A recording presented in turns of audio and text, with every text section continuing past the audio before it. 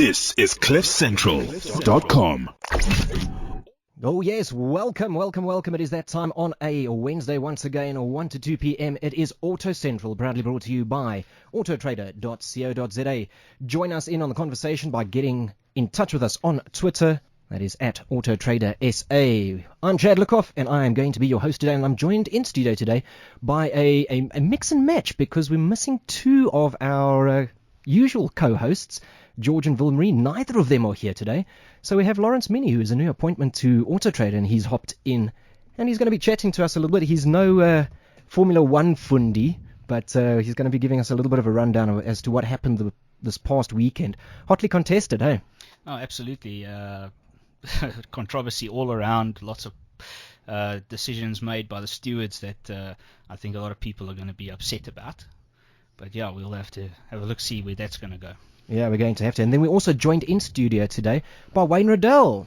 Wayne, welcome. Hey, Chad, how you doing? No, very good, very good. Good. Now, Wayne, you're let me get this right. You are the Sporting Services Manager for Motorsport South Africa. Yep, for my sins I am. Petrol head first and foremost, I think. And yes, I think administrator second, yeah, absolutely. And that's why we get into it. Our parents said, listen, you need to become a doctor or a lawyer or something of the sorts. My parents said, take drugs, it's cheaper. Yeah. It's crazy stuff, man. Listen, I'll tell you what, but we know this. Raise your kid on a car habit or a racing habit, and they're not going to have money for drugs. 100%. True story. All right, well, we've got a couple of things. Let's take a look at what we're going to be going through today. We're going to be chatting about the top 10 selling cars for the month of August. And, of course, if you were wanting to check out some of these vehicles that we are mentioning here, don't forget that you can go around to AutoTrader SA. That's on autotrader.co.za. Go to the website, but even better than that, go and download the app. In the Play Store and in the iStore, the App Store, you'll be able to download the AutoTrader South Africa, AutoTrader SA app. And on there, you'll be able to search for vehicles. We've got over 66,000 vehicles on that site. Which means that choosing them is just a matter of selecting which color you want, which make and model you want. We're also going to be discussing a little bit about what's coming up this weekend. There's a bit of an action-packed weekend coming up this weekend. And then, of course, we're going to be taking a look at the review of the Ford Tourneo Connect, the 1.6 EcoBoost Titanium. We're also going to be chatting to Wayne about a couple of the different facets in motorsport and that. But let's first kick things off with what happened the past weekend. Lawrence, what did you get up to? Did you get up to anything exciting? Not particularly, no. It rained, so there wasn't really much to do. We were supposed to have a little bit of motorsports, but cancelled due to Mother Nature stepping up to the plate. Yeah, and that's now been delayed. That's been shifted out until the 19th. We're not going to go into details considering present company, but because that's a discussion for a whole other day, that one that we're not going to get into, not here on air. I know it's uncensored, but I don't think we want to start throwing coffee mugs and everything here in studio. So I'll reserve comment. Wayne, what did we have on the local calendar this past weekend? What did we miss? Well, we've actually had a busy month, in fact, not just the past weekend. We've had events. Cape Town has seen a lot of events. They're coming out of their winter season, so they're starting to ramp it up a little bit. We also had the national tour went down to Desi Raceway, which is that new circuit that's been built. Yeah, we're quite familiar with Desi Raceway, in correct, fact. And that obviously it's a drift. It used to be formerly a drifting circuit. It's now Des Goodsite has joined that, and rumors are it's now going to be made to a 4.4 kilometer circuit. So there's a couple of wooden stakes have been put into the ground, and they're busy marking something out, so that's looking exciting. It dished up a mixed bag, which was quite good to see. Some of the usual protagonists floated to the top, but a couple of new people. We had Regional Karting Championship down in Vereeniging, and they got a next round is this coming weekend up at Swartkop, so the guys are gearing up for that, and that's their precursor to the long weekend's National Karting Championship, where it'll see the winners going overseas, so the guys are quite excited by that. That's something, yeah. And I think we're actually getting to the sharp end of the championship now. Championships are starting to conclude. That is it, yeah. So all round, I mean, Motocross South Africa has done quite a good job this year with Motocross. They've got 2 rounds left. Championships are still wide open. There's no decisions made there. Drifting is no decisions made there yet, I don't think. That's also, I mean, Lawrence and myself, we're both avid drifters, and that's where we know Desi Raceway from and that. And of course, the Super Drift Series is the MSA sanctioned drifting series that crowns a national champion that is recognized internationally. That's correct. We're going to get into how that works and that a little later on with the discussion. But Yeah, I mean, that we know that championship is wide open, where we've had clear runners, Jason Webb and the likes, coming to the forefront in the past. Correct. The young protagonists are knocking on the door. How? I mean, I think we've had four different championship leaders this year so far. Yeah. And I mean, we're talking about like an 8-round, 9-round stop. Well, that's exactly it. So as I said, none of our championships seem to have been wrapped up at this point. But we are into the sharp edge now. It's getting tight. We're getting to the top 5 have definitely. You'd be a betting man to take that risk. Absolutely, yeah. No, especially this year. I mean, with the way that anything can happen. Anything can happen. But it's nice. I mean, because that clearly shows me that motorsport is thriving in the country. Oh, without a doubt. I think what a lot of your listeners may or may not know is that we actually conduct about 600 race meetings a year. 600. There's only 52 weeks in a year, Wayne. You're starting to do the math, aren't you? There we go. And that's the reality. And probably a good 6 to 8 weeks of that there is no competition. Yeah, off season. Well, that's exactly. Your December, January seems to be the season where nobody is doing much racing. So kids are in demanding 10 months, Christmas presents. you're averaging you're averaging 60 race events a month. And that cuts across 13, 14 different facets of the sport. And that's not classes, that's just the facets. Yeah. So, I mean, classes, you can go and multiply that easily by an average of about, let's say, you're sitting at about 235 different classes of motorsport. That's about 4. Yeah. About 4 different an average of about 4 different classes per discipline. Well, correct. I mean, some of them have got as many as 13 or 14 in, and others have only got 1 or 2. But the reality is, you're sitting about 4 or 5 on average. Yeah. And, I mean, drifting, you guys only really have the premier at this point, but there seems to be a development coming through that process. Spinning is something totally new. I know the drifters hate that word, but the reality is, but the reality is that it's a form of artiste that seems to have developed quite big in the township areas, and we're looking to try and assist them in regulating it and turning into a formal type sport. And we do believe that would be a potential growing ground or nursery school to introduce to the spinners down the line. So the drifting, the drifting. Well, that's exactly. I'm sorry, the drifting down the line. Yeah. So that's really for us. It's something exciting. It's not welcomed by some people in some quarters, but I think it's a necessary evil. So yeah.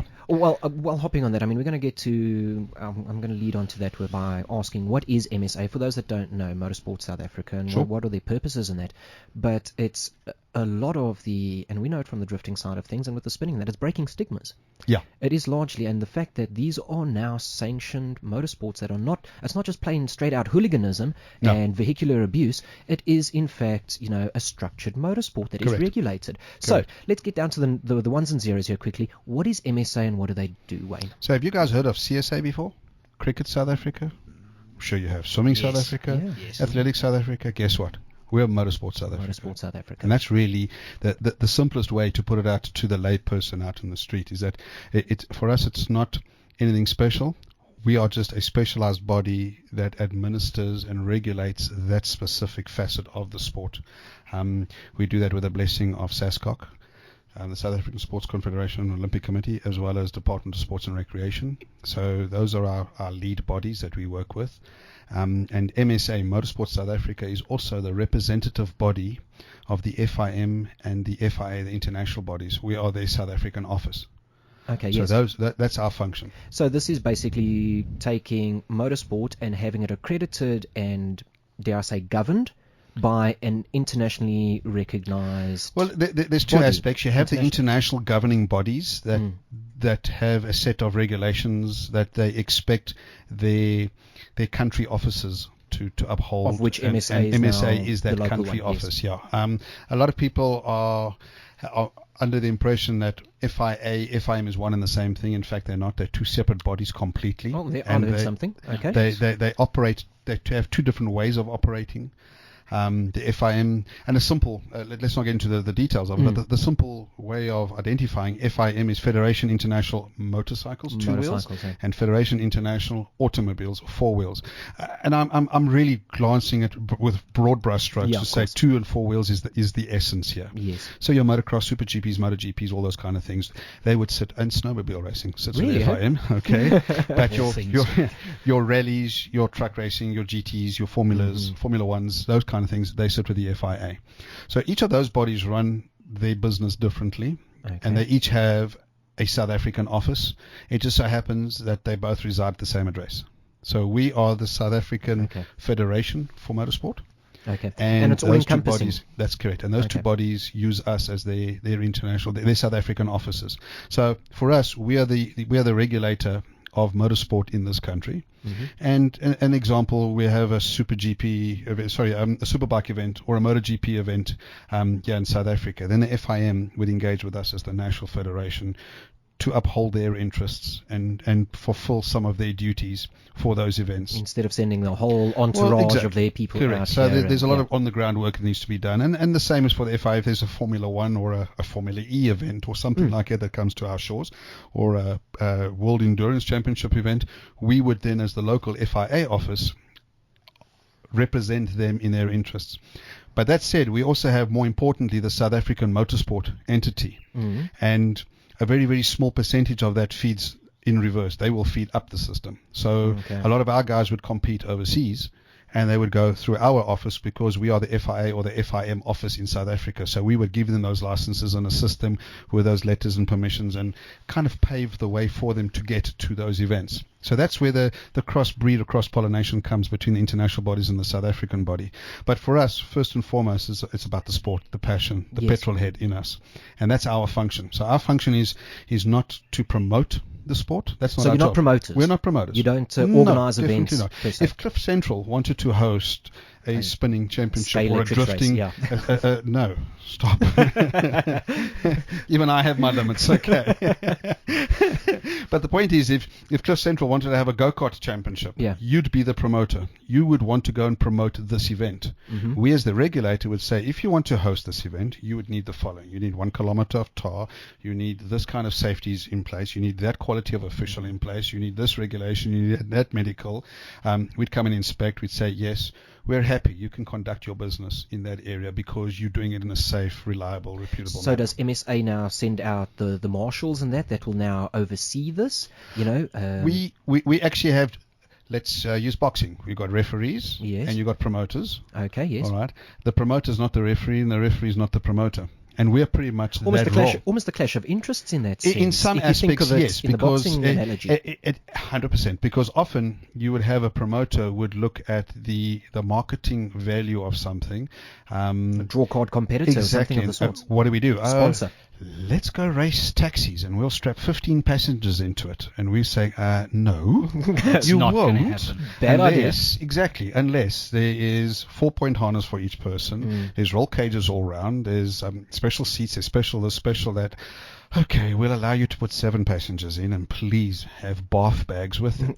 Those are the kind of things we'd do. Are you with me? Whereas a promoter would see taxi racing as something great. I'm using those as very loose analogies, but I think those are probably the better way to describe them for the average listener. So that's what we do. We're the regulator. Sometimes we are the rule maker, which is we act almost like a government in that regard, and no one likes a government. Yes. But we definitely try and not come across as the governing body with regards to a government approach. Our approach is we want you guys to enjoy motorsport because we love it. But we want you to do it freely, fairly, and in a safe environment. That's our function. Okay, so a lot of it goes around the safety aspect of it and just upholding the image that is motorsport. 100%. And that's exactly it. So you've got all these illegal street drags on a Thursday night. It's my big bugbear. It's my little hobby horse. Likewise. All right. I really, really hate it. So for me, we need to go along and find a better way for these guys to come and play. So as a body, as MSA, we then go along and engage with proper drag strips or race circuits who have the facility for a quarter-mile strip of tar. We'd sit down with them and say, guys, how do we get these hooligans, and I'm going to call them that, hooligans, off the street and into a safe environment? It's largely irresponsible, yes. Well, that's exactly it. So we're trying to take the irresponsible aspect and turn it into a responsible facility. Hence the reason why spinning is largely irresponsible the way it's currently being conducted. We want to go and create a place that's safe for these guys to compete in, because then you need to take the strong arm of the law when it gets thrown at you, because actually you do have an alternative. Correct. Okay, I see what you're saying so there now. As a regulator, you don't have to go out there and do it illegally. Correct. There is now an event and a venue, and it is regulated and is MSA makes sure that this is now safe for both the spectator and the competitor. 100%. Spain last weekend, rally car rolled, 6 dead. Yes, yeah. And oh my. How do you fix that? Yeah, it was the death of the Group B rallies in the 80s as well. That's exactly it. So at the end of the day, is as a regulator, how do we regulate the sport that we lower the barriers of entry so it's cheaper, we make sure it's safer, and we make sure everyone's competing on a relatively equal footing. Hence the reason why there's different classes in motorsport, yes. because of different engine capacities and capabilities, ages, and so that's our role. And our role really is just to try and make sure that we bring some kind of normality to what would otherwise just be chaos. Okay. Now, motorsport is inherently for the well-heeled. It is a luxury sport. It is a luxury pastime. I don't believe that there are cost-effective ways and cheap ways of getting in, but it is still an expensive hobby, no matter which way you slice it, which way you dice it. I think it is a challenge. There are cheaper options, and I'm saying cheaper options because there's always that old adage: if you want to make a small fortune in motorsport, start off with a big one. Start off with a large one. Yeah. But what I'm saying is, it's not in the same sense that it is accessible to the masses in the same way that let's say soccer or rugby is, where you just need a ball in order to be able to play. Well, that's exactly it. For soccer, you need a pitch and a ball, and then you've got a bit of fun. Unfortunately, motorsport doesn't allow that, and you are 100% right. We are actively working at trying to lower those barriers of entry, because let's face it, if you've got 10 guys with a wheelbarrow, you can have just as much fun at wheelbarrow racing as you are. Egg and spoon, yes. Well, slowly. I need a wheel. There has to be a wheel. There's no wheels in eggs and spoons. Right. But so the idea is that we are forever looking for innovative ways of lowering that barrier of entry. So I'll give you a quick example. There's we're starting social drag racing next year. So you heard it first, folks. Yeah. Okay, right. Please do explain that. Yeah. So our concept is that this illegal street drags that's happening on the road, we want to do an illegal to legal concept, where we want to take those guys off the street and put them into a safe environment. But the reality is that you could have a Cliff Central car where the three of us are actually all spending our hard-earned money building one specific car. The regulations always would go around scrutineering the car to make sure it was relatively safe and it met some minimum safety, and then all three of us would have to be licensed. But the reality is not all three of us raced the car at the same time. There'd only ever be one driver behind the wheel. Okay. So we have another idea, a different approach. We're saying, let's license the car. So the car is actually the weapon of choice. It's the competing... The competitive, correct. The competitive entity is the car. Then we would do a social entry for whoever drives it. So that now lowers the barrier of entry into a form of motorsport. Okay. A lot of these cars, people drive to work Monday to Friday. Yeah. Race Thursday nights, which really drives me batty. But the majority of them, 98% of them. So that's social drags. And we think if we can do that all over the country, we can create some kind of a social platform. We can create an online log system. And it can become talk on a Saturday night at a braai that I gained 10 places in the national log because I've moved up from 170th to 160th. And you still left Chad at 160. What are you going to do? How are you going to get those other 10 places back? Yeah. So that's the idea. So we think there are innovative ways of lowering the barrier of entry into motorsport. But you are quite right. The top echelon teams, rally, production cars, those guys are spending 6 digits plus. Just to compete for the year, not to be competitive, but just to partake. Yeah, you could double that to be competitive. Yeah. So yeah, it is scary, but it's true. Okay, so you say that MSA are not promoters in that, but then what happens in terms of the promoting and the sponsorship of the event? Does MSA have any sort of involvement there on that side of things? So or is that more up to the promoters to handle? We dabble a little bit in that area, again, to make sure that there's a certain amount of fair value given. For many years, it's gone relatively unregulated, and there have been some promoters who've actually burnt sponsors. Yes. And it's got to the point where a lot of the corporate market out there, when you say the word motorsport, they say there's a hill with my name on it, and they're heading for it. So at the end of the day, we look to see if we keep our finger on it. So we own the rights to motorsport, if I want to say own. But you can't rebrand the Springbok rugby team with another brand without the South African Rugby Football Union actually getting involved in negotiating some kind of a deal, because they've vested a lot of money in that national class. So we do the their same product thing. per se. Well, that's exactly. So our national championships are ours, but they're not ours to keep. We kind of allow those to go out into the marketplace, and I keep using the station. So if Cliff Central wants to sponsor a National Production Car Championship, come and discuss it with us. We'll give you a rights package. Okay, You'll pay a small fee. Naming rights, something a of the naming sorts, rights yes, package. okay. And then what would happen is, between you and the promoter, you'd sit down and say, right, promoter XYZ, you're the person who actually does the rules. You do the technical checks. You engage with Motorsport South Africa on the calendar. You do all of those kind of things. Cliff Central is the sponsor. You can then discuss with the promoter. You want Cliff Central across the front windscreen of all the cars. You want it in the corners on TV. You want it regulations. Exactly, those kind of things. So, but MSA makes sure that you are getting fair value in conjunction with the promoter. So we act in your interests as well as the promoter's interests to try and safeguard those investments, because those investments, unfortunately, they've been burnt in the past. And I'm not saying all have, so please careful before my phone melts down and say, how dare you, I didn't do that. But the reality is we've lost a lot of good blue chip companies because of negative management around those blue chip companies and understanding their ROIs and those kind of things. And that's something that we were discussing, that we do want to actually chat about in fair depth, is, some of the pitfalls and some of the situations and the current situation that is facing motorsport in South Africa with regards to the media and that. But I think we'll get into that a little later on. 100%. I just want to go back and say, if somebody is wanting to get into motorsport, if they're enthusiastic about cars and they'd like to race in that, you say that you've now got your Racing Social sort of program that you're going to be launching soon and that. You want to be a little more structured than that. You have these aspirations of being a race car driver as a profession, okay? And I'm going to say aspirations. I'm not going to pin them down, and I'm not going to say that they're dreams. We don't like to shatter dreams. No, sure. I'll shatter your aspiration instead. I'm a firm believer, if you dream it, you can have it. It's got to start off with a dream in any case. So that's it. Turn it into a goal. There we go. Because the difference between a dream and a goal, of course, is a goal is what steps are required to get out there. So what are the steps? If you want to take that dream of being a race car driver and you want to turn it into a goal and you want those steps to go along, what sort of steps should somebody follow? Let's say minimal budget, they don't really have too much to spend. We know that those with thick wallets can sit there and just purchase a production car and go and race it pretty much per se. But they don't have the talent to go with it. Well, they don't necessarily have the talent to go with it. So you're a young, motivated individual, male or female, young or old, and you want to get into it. What would you recommend as being the right route? Who should they contact? Should they contact MSA? Should they contact a racetrack? Should they contact a manufacturer and say, hey, I want to drive your car, do you race it? I think the answer to that is all three.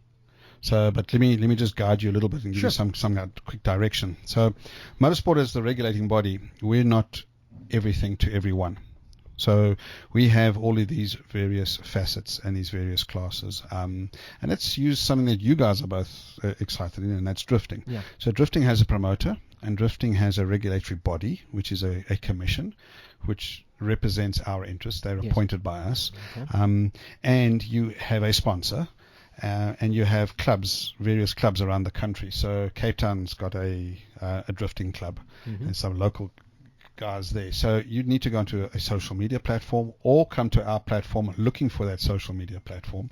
You can get access to a database on our website of the various clubs of that specific sport that you like. But you've got to contact your local club. And that's how you really get into the sport from a competitor perspective, because they were the ones who would guide you as to where you could purchase a car or where you could co-purchase a car or how to build one, what those regulations are, all of those things. Now that you've established what facet of the sport you want to get involved in, and you've made contact with that club, and you've reached a point where you have equipment now that you want to compete with, or in rally you are a navigator, you're a two-man team, or in Duro karting you're a three-man team. There's all of those aspects. You would then, through your club, find out, how do we get a license? the club will say, well, very simple, go to MSA, and you don't have to go in there personally like the good old days. You go to www, and you can find it there, and you can actually purchase it online. Okay, Here's our club membership, and those are the two things you need. You need to belong to a club, and you can then purchase a license. So you purchase a license. Yep. You don't actually need to sit there and go and do a racing test and have them test your skills. You can purchase a racing license. You can purchase the license. That's all there is to it. It just depends the level of purchase or the level of license. So I used drifting as an example. So you're a drifter and you want to get involved. Would you get involved in the national circus straight away? No. You need to go and learn how to drift, but you need a place to go and learn. So you get a club license, you join a club, and you go and learn at a low key, low level, make lots of mistakes, and get it right. No regional. That's correct. From there, you're now ready to start competing more competitively. You would upgrade your license with the relevant experience you've gained to a regional license. Still no tests involved, anything of the sort? No, because you would have garnered those tests through your practical experience as you've moved along. Okay. You wouldn't end up at a regional championship without getting certain level of qualification and expertise and experience. So you'd then go along and you'd upgrade your license to a regional license, and the game will start getting a little bit more tougher, a little bit more serious, and you'll be competing with like-minded individuals, like experienced peoples. And then at that point, you'd start winning one or two events. You're starting to get to the sharp edge of it. Now you're ready to take a challenge at the national title. You then upgrade that license again to a national license, and that national license allows you then to compete on the rolling circus that goes the 8 or 9 round championship all over the country. That's really once how you go out. Once again, no tests or anything of the sorts. It's the experience garnered from your club experience and your regional experience. 100% correct. Yeah. Okay. When you feel that you are now we're talking a competitor ready. now. We're not talking officials. Yes, of course, competitors. Yes, So that's really how a competitor would. So let's talk about karting. Karting is probably the cheapest, one of the cheaper barriers forms of motorsport to get started in. Okay. So karting, you'd go and find a local kart club, you go and buy a second-hand kart, you go and learn, you'd practice. They would teach you, they would help you at that level. You now suddenly hear that there's a regional event, and they say, oh, come on, hey, we think you're good enough. You'll get there, you'll probably be second last, and you'll learn. But you will need a regional license to be able to enter that event. Correct. If you just pitch up there with your club license, they're going to turn you away and say, terribly sorry, but you're not licensed. You're not licensed because you're not qualified enough to be here. Yes. So what would happen is that, and we'll touch in 2 minutes on the official process, but an official worth his salt would conduct a briefing in the start of the day, introduce himself, introduce the competitors to the other officials. These are the rules. And then one question asks, who's here for the first time? Regional championship, bring him in. You wait for me afterwards. Hi, do you know what the flags are? Do you know these rules? Do you know those rules? You don't? Let me help you. Let me teach you. Let me do this. Let me do that. So those are the kind of things you do, and that's where that experience comes in. So there is a bit of a licensing or a bit of a regulation or an examination process, but it's not as stringent as it would be for getting a learner's license, where you got to read a book and sit in front of an examiner. Yeah. Okay. Well, I think we're going to take a quick short break. We're going to play a little bit of a song, and then we're going to come back. I think we chat about the fiasco that happened the weekend with regards to the Formula 1. Lawrence, you've been doing a little bit of studying on that, so let's see how that one goes. Auto Central, powered by AutoTrader on CliffCentral.com. Choice. Sometimes you have it, and sometimes you don't. AutoTrader gives you the choice. Now you can shop, compare, and buy new cars. Watch our expert video reviews and research before you buy. AutoTrader New Car. The choice is yours. We are back. It is Auto Central. It is your Wednesday motoring show. Joining studio here by Lawrence Minnie and Wayne Riddell from MSA. Let me get that one again. What is your title again there? You are the Sporting Services Manager. I want to keep on going with services first. Terribly sorry about that. Fine. Now, Lawrence, you're doing a little bit of reading up. I mean, I don't think I've mentioned it many times before that I don't really watch the Formula 1 and that. I lost a lot of interest, and it was around circa 1994, 95. Michael Schumacher's era. No, it was the death of Ayrton Senna, 1994 and that. But what happened this past weekend? Oh, well, controversy all around. The winner of the race, it would seem, was going to have his points docked because there was a bit of a discrepancy with his tire pressures, which I still can't wrap my head around. And they're 0.3 psi on one tire, and they wanted docked the man's win. That's, of course, Hamilton. Yes. Yeah.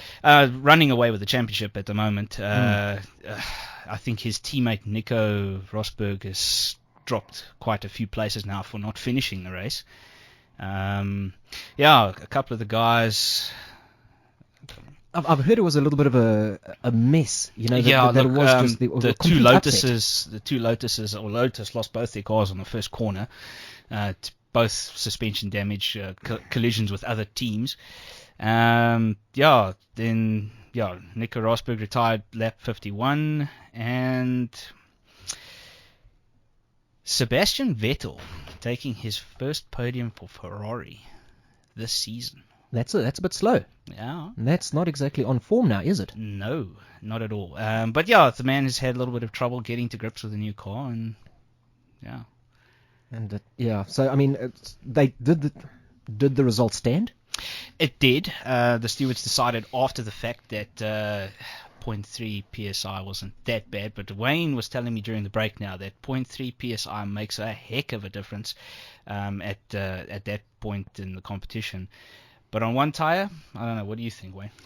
I think 0.3 psi on one left or one right wheel is a lot less damaging than, let's say, if it was in Formula 1 we're talking about.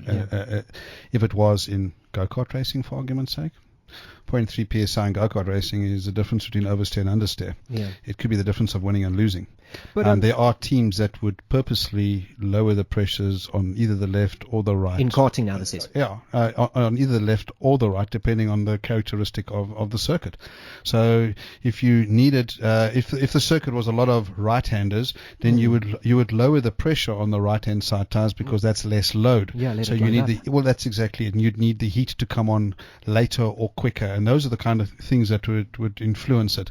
With regards to the Hamilton story, at one tire, the words puncture, slow leak, idiot, someone in the pits was looking at a sexy dolly bird walking past instead of looking at the gauge when they were putting air in the tires. Those are the kind of things that would come to mind in my opinion. So when there was the Twitter feed went absolutely ape straight after the flag, they said stewards are going to investigate it. People were baying for his head and his blood, and my opinion was simple. Pirelli would talk a technical term around it, and that'll be the end of it. And guess what? I was right. Yeah, we go. All right. Yep. Oh, okay. But incidentally on that Pirelli thing, you guys do know that Pirelli purposely designed those tires to fail, if I want to use that word. And please, guys, don't shoot me down, those that said I've used the wrong word.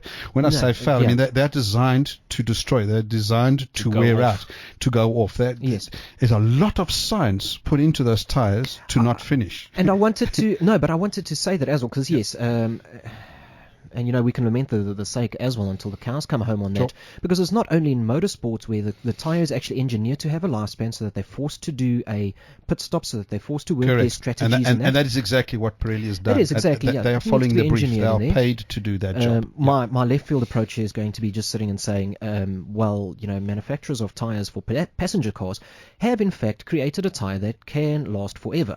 Correct. But why would they want to sell one of those? Because then one customer once off. No return business. There's no return business. There needs to be a little bit of a lifespan. There's a little bit of economies of scale there. I also think there's two aspects, though, is that you could create a car tire that's as hard as a wheelbarrow wheel, and it will last you for as long as the car lasts.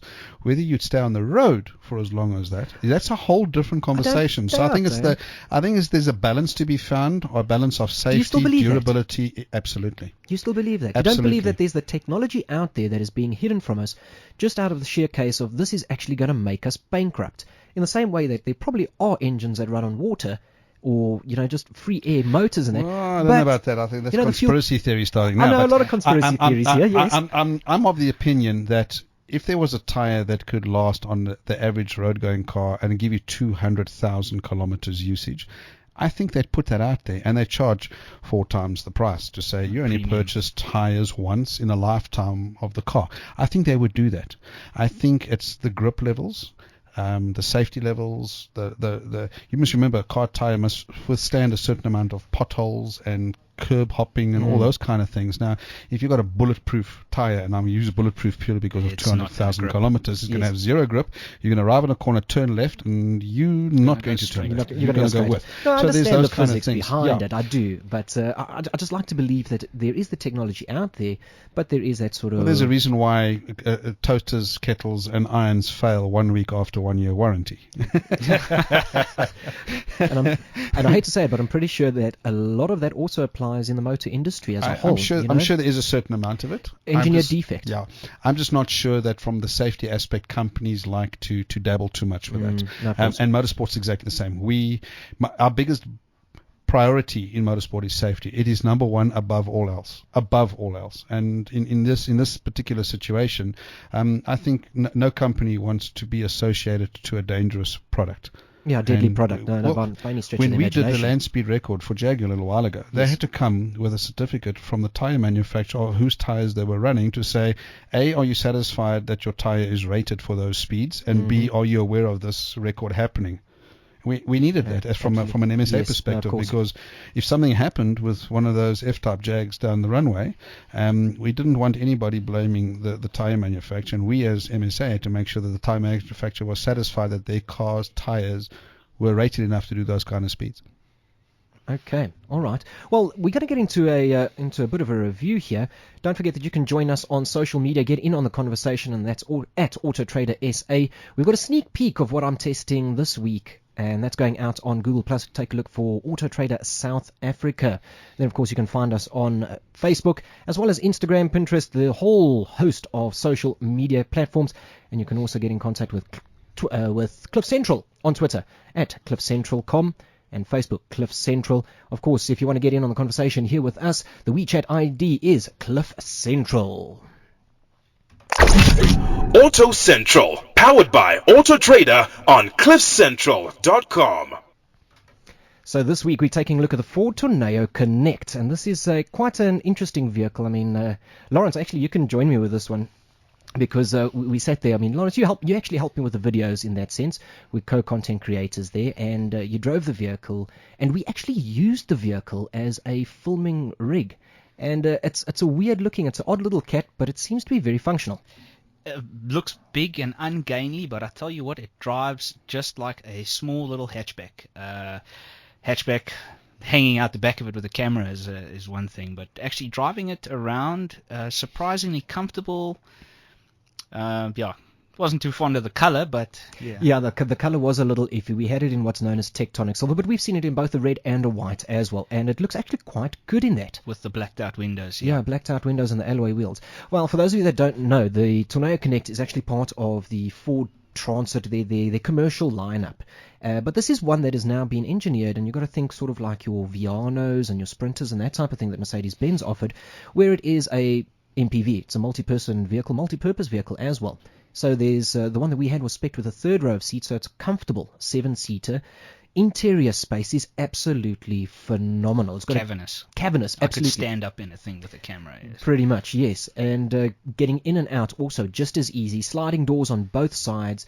The rear hatch was a little bit of a trick though, because that rear hatch was very, very long. As high as the vehicle stands, that was the hinging point, and then it would open up at what is the very low loading deck of almost shin level. Yeah, if not lower, ankle level almost.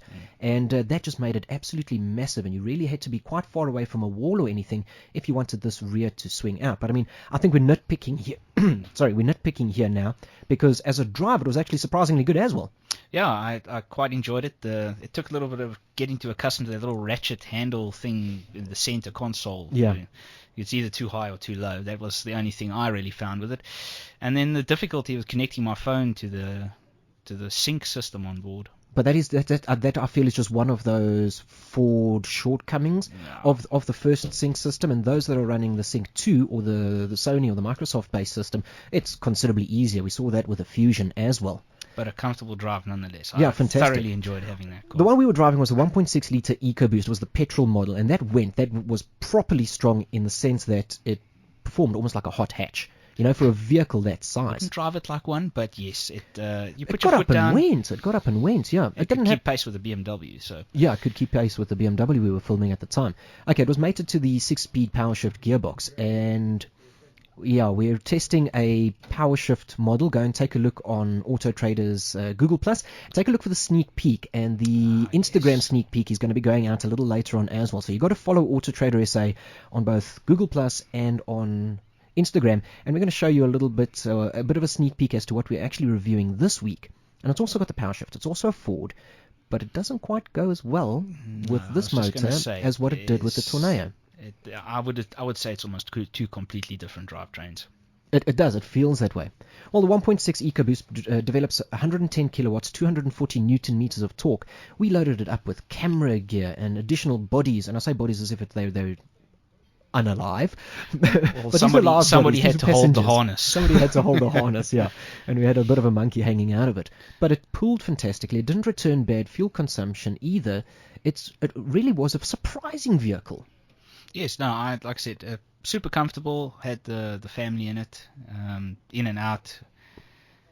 I had no issues. No, none whatsoever. It was really surprising. I was expecting it to drive like a van, and it drove considerably less like a van. Like a hatchback. And it drove like a hatchback or a nice, amply sized sedan. You have to keep reminding yourself that you're not in a hatchback, and that you should you can't take that gap. Yes. You can't take that gap.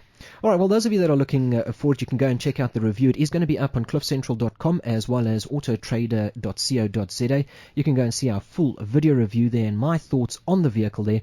The Ford Tornado Connect in the titanium spec that we tested it in, which is quite a high spec there in that sense with alloy wheels and the MP3 and Bluetooth and all that functionality. That retails for $363,900, so it's a slightly pricier fare, but if you are taking a look at these 7-seater options and that type of thing, or you need that sort of space, all of a sudden that price doesn't seem that high anymore when you compare what it's up against. All right, well, that concludes that. Let's take a look now at motorsport and media. Wayne. The big black hole. The big black hole. We were talking about that. We said that it was an absolute black hole in that sense. That, and I believe that it does follow this route of motorsport isn't promoted in the way that it should be. Okay, it doesn't get the exposure that it should be because, one, it doesn't rank really highly, and there is no sort of sponsorship draw to encourage the media to basically broadcast it or to display it or to put it out there to, televise it if it should be. And that comes as a result, and the black hole part comes in where somebody's pulled the plug and it's now circling the drain.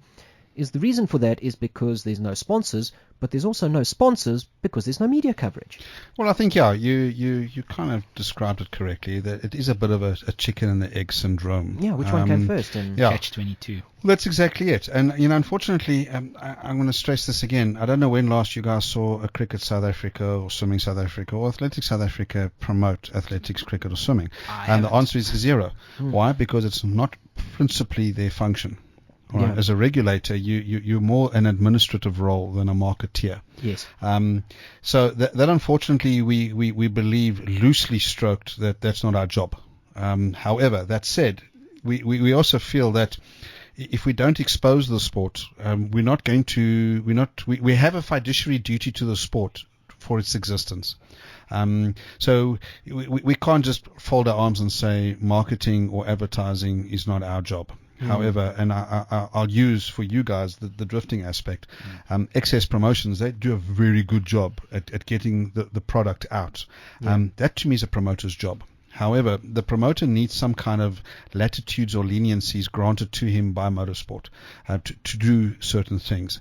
And so for us, as I said, I believe we have a fiduciary duty to expose our sport to the masses. I don't think we have to be marketing our sport. So the big black hole, why do people not know much about the sport? I think it's become that we've had that chicken egg syndrome, and we touched on it earlier, where we've noticed promoters in the past may not have been proper in the way they've conducted their business with regards to looking after their sponsor. And because of that, the sponsors have head for the hills, and no one has kind of regulated that aspect of the relationship within the sport. Whereas MSA now think maybe we need to be keeping our finger on the pulse a little bit more. We now actually offer advertisers and sponsors of a specific sport. We say, use us as your KPMG or your Deloitte & Touche, whatever the case should be. Put the money in our account. Tell us what the KPIs are.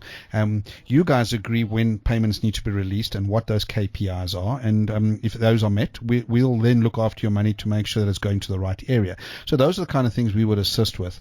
The big so black they can hole, get a return on their investment, because that's what any sponsor wants. 100%, Chad. If you and I agree that you're going to give me 100K to cover certain things, MSA would come along and say, right, well, who's agreeing to what and who's agreeing to pay what? Okay, cool. Put the money in our account, put the contract down.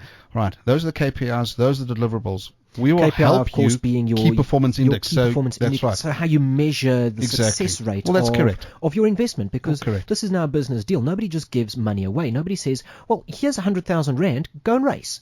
Yeah. I don't want to see anything for it. Nobody does that. No one it's does not that. Santa Claus. Well, that's here. exactly it. You know, so they want to say, okay, I'm seeing this as an advertising, a marketing exercise. Sure.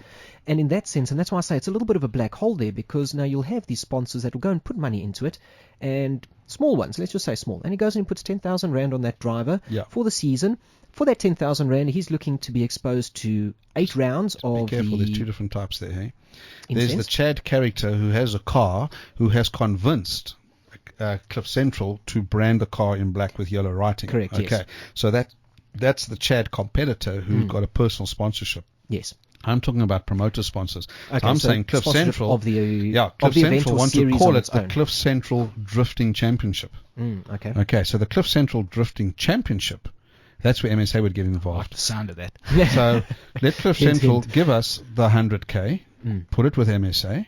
What does Cliff Central expect for that? Well, they expect to cover 10 events. Okay, cool. So straight away, my mind says 10 grand per event. Per event, yes, right. as it works out. What do you want the promoter to do for that? Well, I want branding. I want that. Okay, it's going to cost the promoter 2 grand per event to put the branding up. All right. Okay, you're agreeing with that. Yes. What are we doing with the other 8 grand? You're buying trophies and you're branding them. Okay, cool. Give us the trophy invoice, give us the branding invoice. We'll make sure that it's done right. Cliff Central, are you happy? Can we release this money? Yes, you can. Thank you very much, Mr. Promoter. Have your 10 grand for that event. That's the law. Are you with me? Yes. Okay. Now I hear that there. Okay. Basically policing the agreement. We're protecting the sport, and we're protecting the brand of the promoter as well as the sponsor or now advertiser. then whose responsibility is it then to ensure? Is it the promoter's responsibility, or does it fall on MSA's shoulders? We believe it's the promoter's responsibility. The promoter to get the coverage. Correct. The promoter makes the money. So a promoter could go to Cliff Central and say, for R1 million, we'll give you the naming rights for the drifting championship from 2016. Yes. Cool. Okay.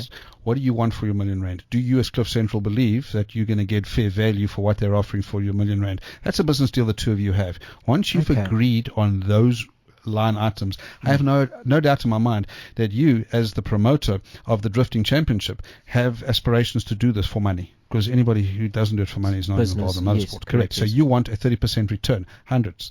So for the R1 million, you want 300K. Okay. What are you going to do with the other 700? You're going to do this, you're going to do that. That seems fair. Cliff Central, are you happy? Are you happy? Okay, no problem. And actually, we'll make sure you're protected. And out of that budget would need to come, let's say, the airing costs and that sort of stuff, and the production costs 100%. When it comes to putting it on TV. Well, getting it out to the media. You as a promoter would not get someone like Cliff Central interested in spending R1 million with you unless you've sold him on a concept. Unless you hung that carrot out in front of him. Correct. And made certain promises and made certain budgets. All we're trying to do is, when we don't want to be the controlling body here in that area, because we believe that's a commercial arrangement between the two of you, but you're using, no pun intended, us as the vehicle. Yes. So because of that, we just want to make sure that Cliff Central as the sponsor or the sponsor or advertiser is going to get fair value, and that you don't end up driving a brand new Merc after the first check is paid, and then you run piecemeal for the last 10 rounds, putting up little pieces of paper on the side that the wind blows away and say, what do you mean? I promised you branding. I've given you branding. Yes. So we just want to make sure that there's that kind of fair value, but it's not our function. Okay. All right. So an ombudsman actually is probably the right word, I think. Yeah. We would act as an ombudsman role in that regard to protect the brand. Okay. If you as a competitor have done a deal, well, good luck to you. That's your commercial issue.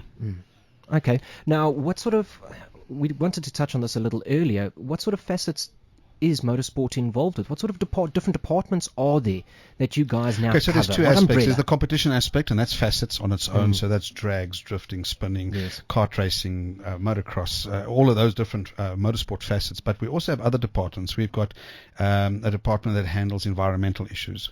And let's face it, we have noise pollution, soil pollution, we're burning rubber, we're spilling fuel, we're doing all those kind of things. So there's a certain amount of responsibility that we believe as the regulator that sits on us, that's onus on us to make sure that the kind of sport that goes forward, we look after. So Not damaging well, that's exactly it. environment. So when Yeah, there's not an hurting it, off-road, yeah. when there's an off-road event, we try not to use the same land more than once in a 3-year cycle because we want the vegetation to be able to sustain, regrow, get itself back up. So there's those kind of concerns. We have things like environmental blankets where you've got to put down environmental mats. So when you refuel your car, if you overfill or you drop fuel, it doesn't go straight into the swell because that'll take, the environmentalists will tell you, it'll take you 20, 30 years before you can recover that process. So there's those kind of responsibilities.